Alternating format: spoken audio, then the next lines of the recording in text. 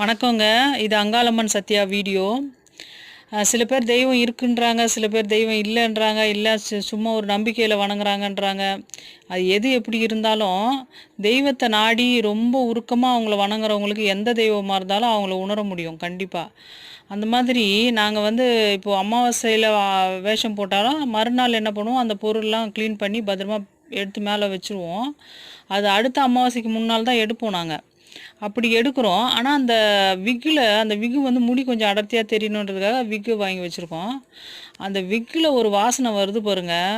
நீங்க நினைக்கலாம் பூ வாங்கி வச்சிருப்பாங்க, அதனால கூட வாசனை வரலாம் அப்படின்ட்டு. பூ 1 மாசத்துக்கு வராது அந்த வாசனை. அது அப்படி ஒரு மணமா இருக்குங்க. எனக்கு என்னமோ அந்த ஆத்தாலே அந்த விக்குல இருக்கா மாரி, அந்த அம்மாவோட கூந்தலே அந்த மாரி ஒரு வாசனைன்ற மாதிரி, அப்படி ஒரு மணமா இருக்கு. அது என்னன்னே புரிஞ்சுக்கவே முடியல. எனக்கே அது தொடும்போது அப்படி ஒரு வைப்ரேட் ஆகுது, ஒரு மாதிரி ஆகுது மனசு.